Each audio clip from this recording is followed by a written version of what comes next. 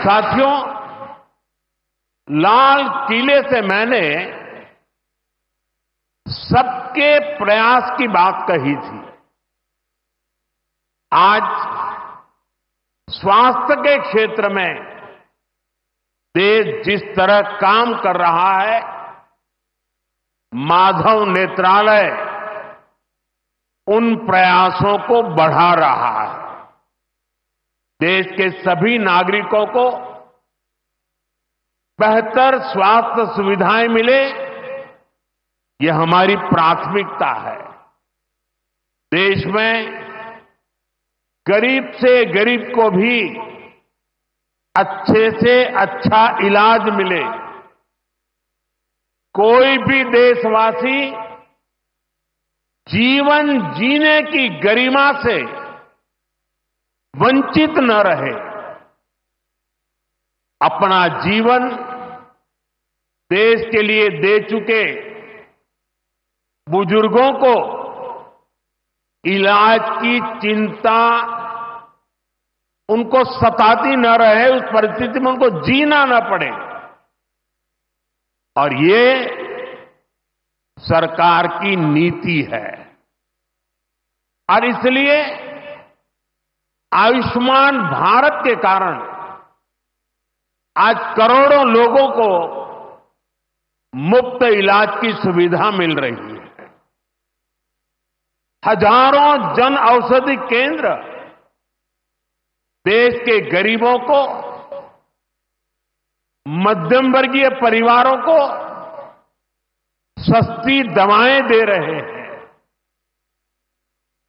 इन दिनों देश में करीब 1,000 डायलिसिस सेंटर जो मुफ्त में डायलिसिस की सेवा का एक यज्ञ चला रहे हैं। इससे देशवासियों के हजारों करोड़ रुपए बच रहे हैं। उनको स्वास्थ्य लाभ हो रहा है।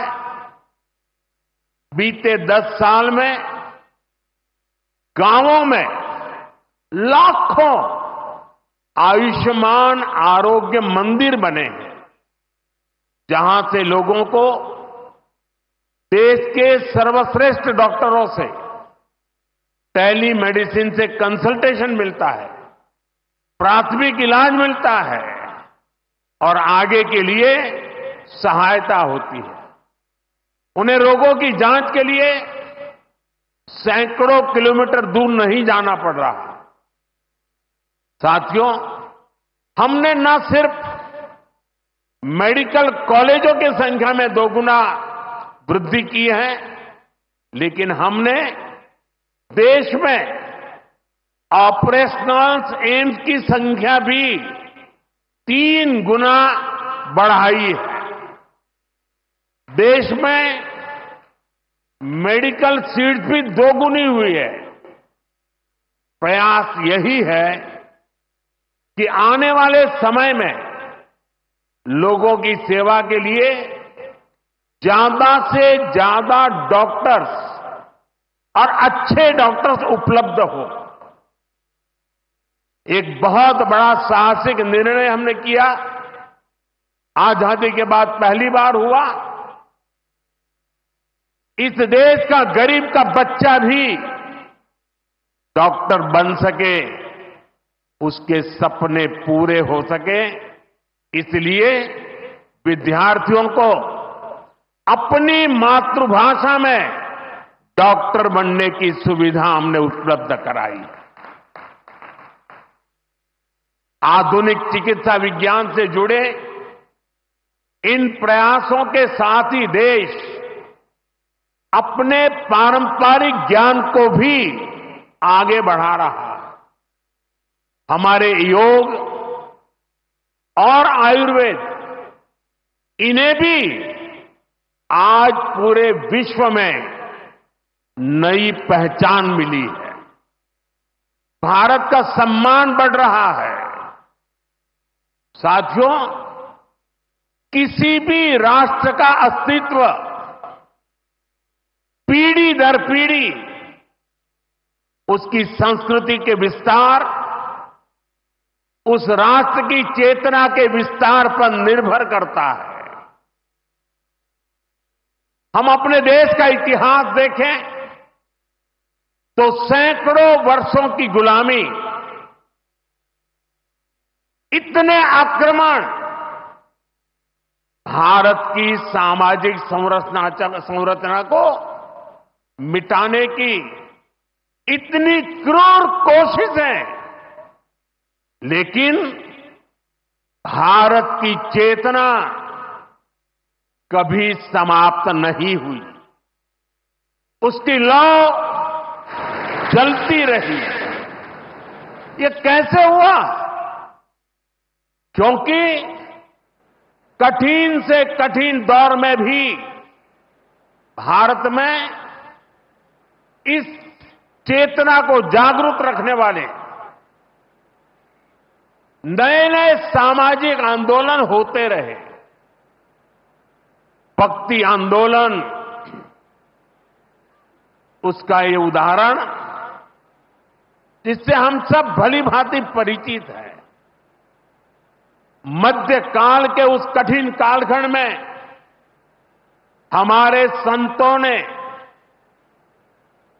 भक्ति के विचारों से हमारी राष्ट्रीय चेतना को नई ऊर्जा दी। गुरु नानक देव, कबीरदास, तुलसीदास, सूरदास, हमारे यहां महाराष्ट्र में संत तुकाराम, संत एकनाथ, संत नामदेव, संत ज्ञानेश्वर, ऐसे कितने ही संतों ने हमारी इस राष्ट्रीय चेतना में अपने मौलिक विचारों से प्राण फूंके।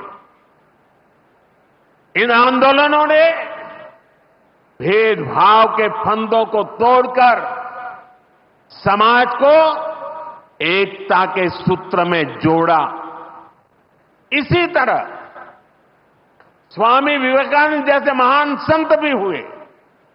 उन्होंने निराशा में डूब रहे समाज को झकझोरा, उसे उसके स्वरूप की याद दिलाई, उसमें आत्मविश्वास का संचार किया और हमारी राष्ट्रीय चेतना को बुझने नहीं दिया। गुलामी के आखिरी दशकों में डॉक्टर साहब और गुरुजी जैसे महान व्यक्तित्वों ने इसे नई ऊर्जा देने का काम किया। आज हम देखते हैं राष्ट्रीय चेतना के संरक्षण और संवर्धन के लिए जो विचार बीज 100 साल पहले बोला गया, वो महान वटवृक्ष के रूप में आज दुनिया के सामने है। सिद्धांत और आदर्श इस वटवृक्ष को ऊंचाई देते हैं। लाखों करोड़ों स्वयंसेवक इसकी टहनी,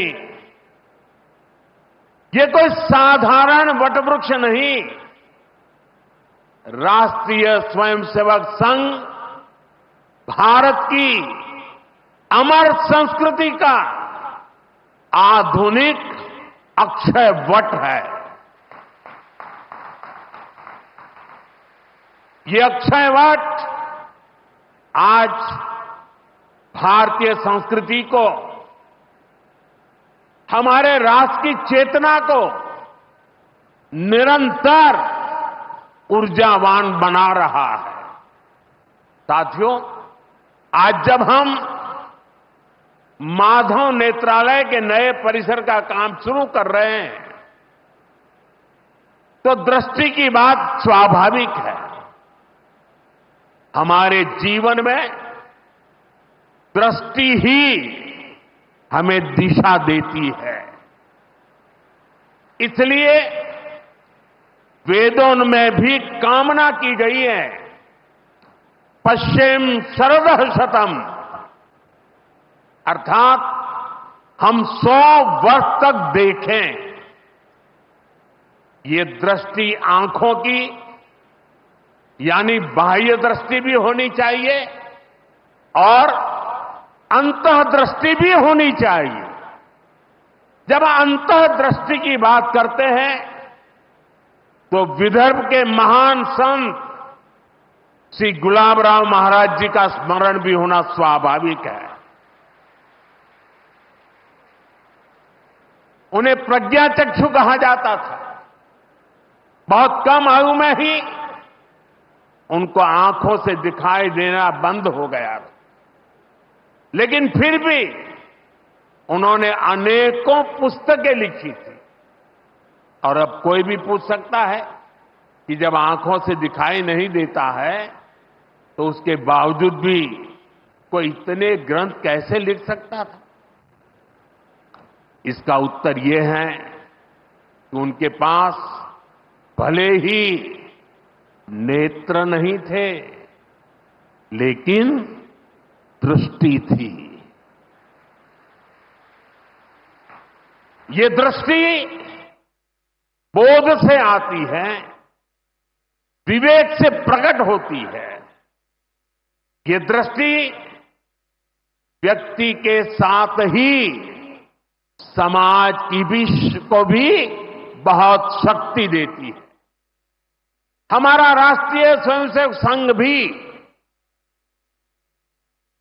एक ऐसा संस्कार यज्ञ है जो अंतर्दृष्टि और बाह्य दृष्टि दोनों के लिए काम कर रहा है। बाह्य दृष्टि के रूप में हम माधव नेत्रालय को देखते हैं और अंतर्दृष्टि ने संघ को सेवा का पर्याय बना दिया है। साथियों, हमारे यहां कहा गया है, परोपकाराय फलंती वृक्षाः, परोपकाराय वहंती नद्या, परोपकाराय दुहंती गावः, परोपकारार्थमिदं शरीरम। हमारा शरीर परोपकार के लिए ही है, सेवा के लिए ही है। और जब ये सेवा संस्कारों में आ जाती है तो सेवा ही साधना बन जाती है। यही साधना तो हर एक स्वयंसेवक के जीवन की प्राणवायु होती है। ये सेवा संस्कार, ये साधना, ये प्राणवायु पीढ़ी दर पीढ़ी हर स्वयंसेवक को तप तपस्या के लिए प्रेरित कर रही है। ये सेवा साधना हर स्वयंसेवक को निरंतर गतिमान रखती है, उसे कभी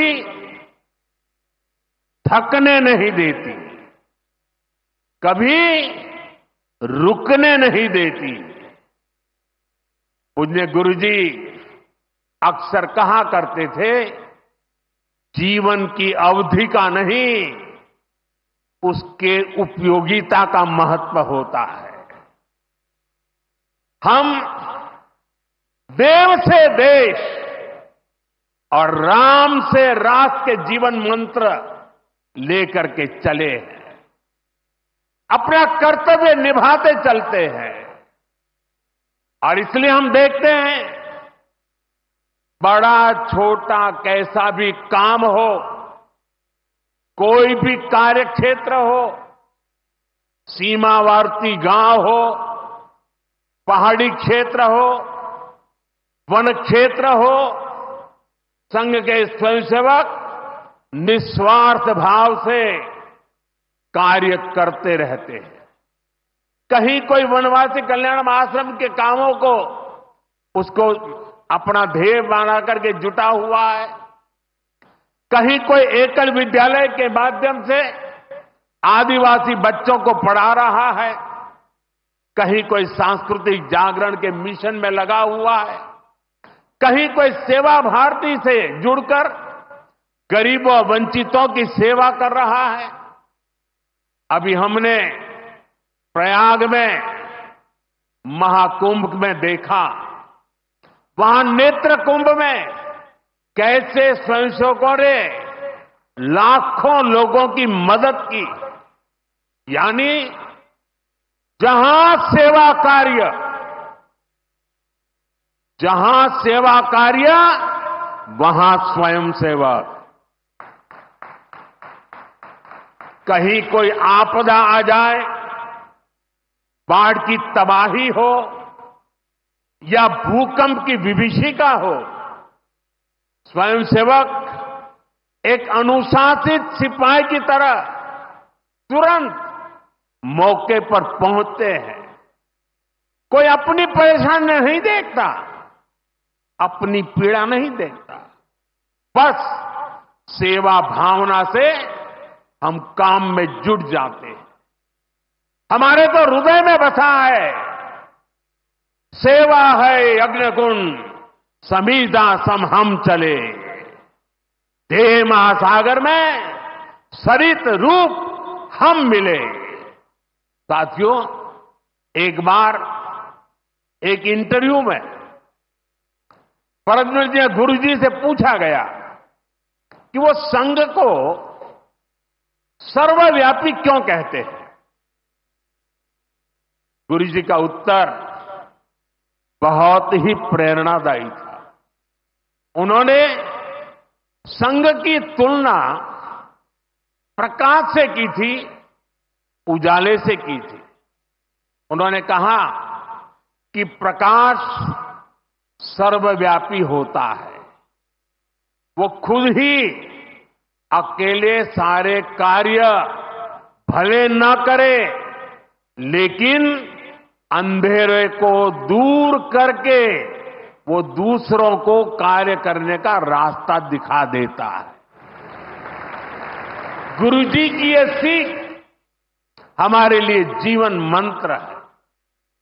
हमें प्रकाश बनकर अंधेरा दूर करना है, बाधाएं मिटानी है, रास्ता बनाना है। उस भाव को हम जीवन भर सुनते रहें। हर कोई कम अधिक मात्रा में जीने का प्रयास करता रहा। मैं नहीं, तुम, अहम नहीं, वयम, इदम राष्ट्राय, इदम न मम।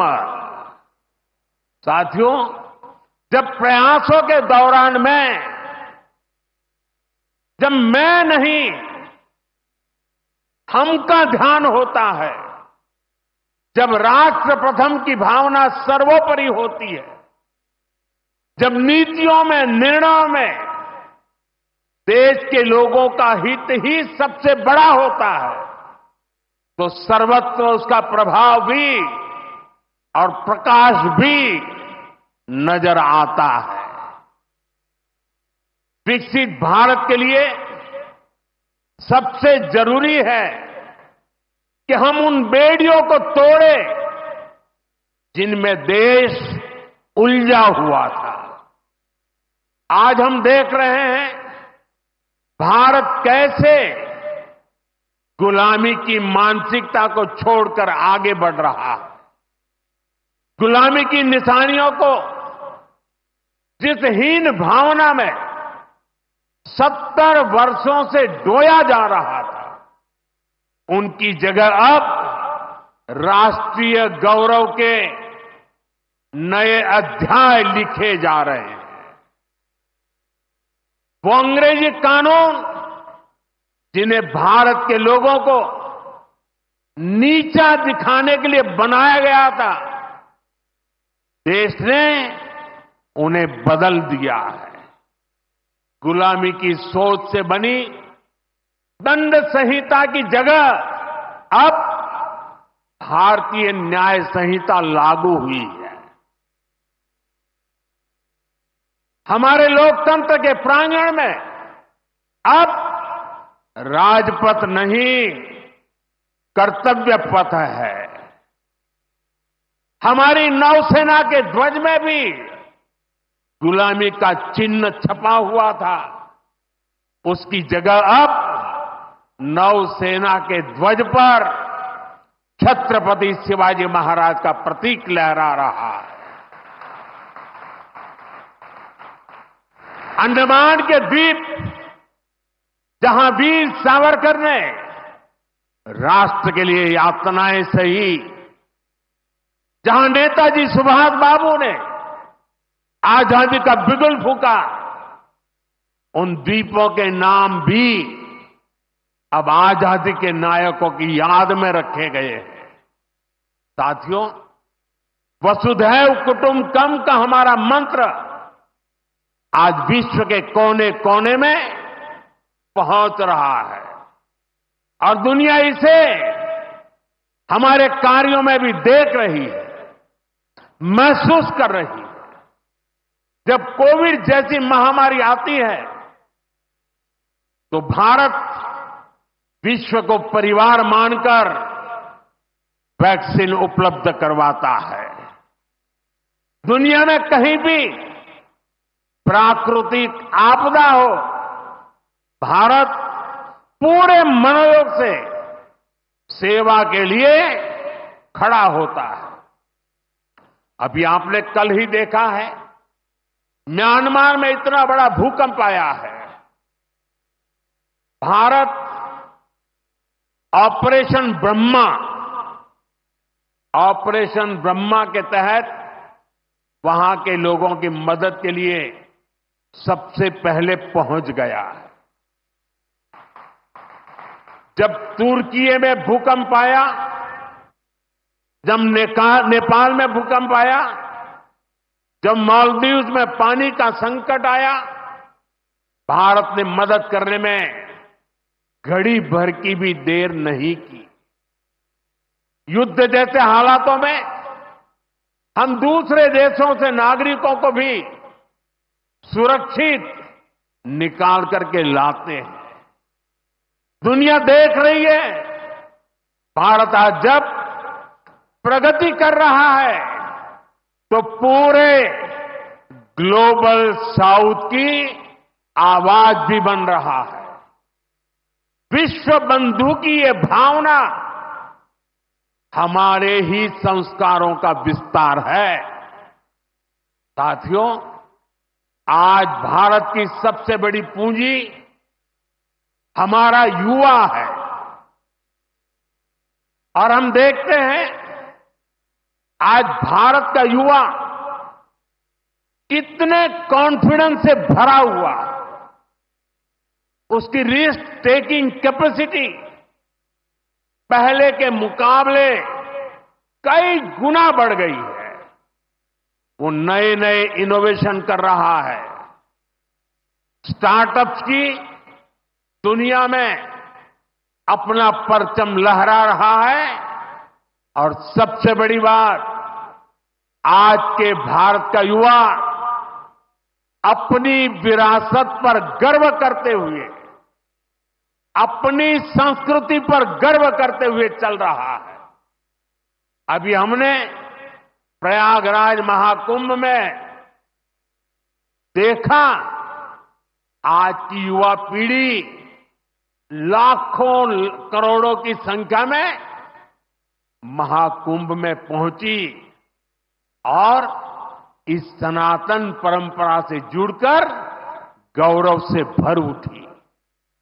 आज भारत का युवा देश की जरूरतों को ध्यान में रखते हुए काम कर रहा है।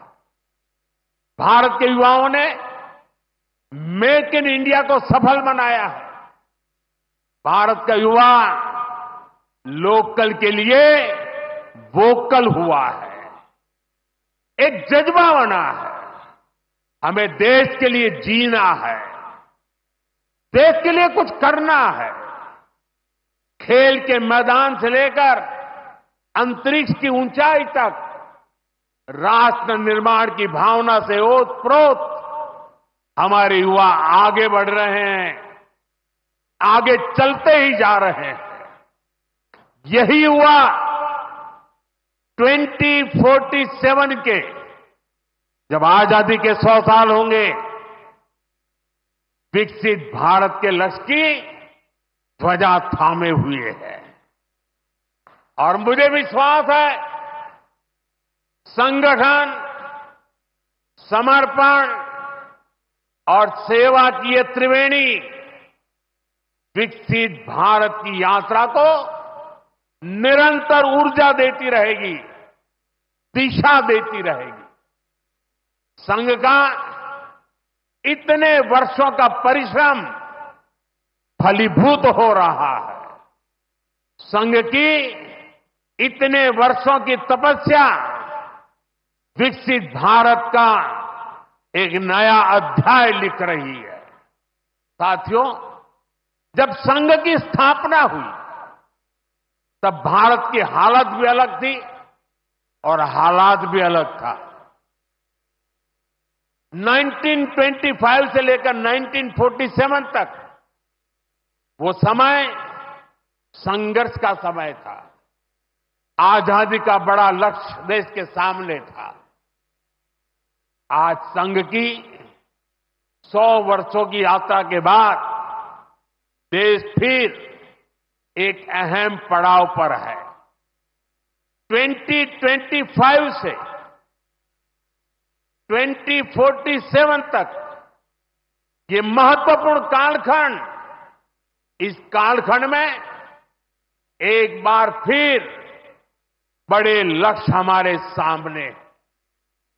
कभी पूज्य गुरुजी ने एक पत्र में लिखा था, मैं अपने भव्य राष्ट्र प्रसाद की नींव में एक छोटा सा पत्थर बनकर रहना चाहता हूं। हमें सेवा के अपने संकल्प को हमेशा प्रज्वलित रखना है। हमें अपने परिश्रम को बनाए रखना है। हमें विकसित भारत के स्वप्न को साकार करना है। और जैसा मैंने अयोध्या में प्रभु श्री राम के मंदिर के नवनिर्माण पर कहा था, हमें अगले 1000 वर्षों के सशक्त भारत की नींव भी रखनी है। मुझे विश्वास है पूज्य डॉक्टर साहब, पूज्य गुरुजी जैसी विभूतियों का मार्गदर्शन हमें निरंतर सामर्थ्य देगा। हम विकसित भारत के संकल्प को पूरा करेंगे। हम अपनी पीढ़ियों के बलिदान को सार्थक करके रहेंगे।